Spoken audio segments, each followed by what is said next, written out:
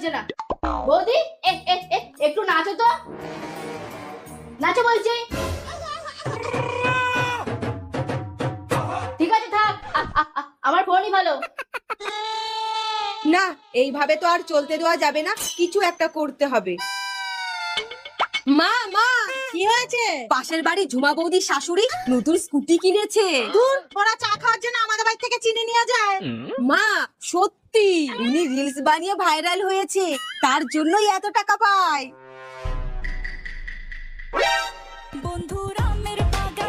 বৌদি তুমি আবার এই ছোট ড্রেস পরেছো? তাতে তোর কি হয়েছে রে? তুই তোর কাজে যা, আমাদের রিলস বানাতে দে।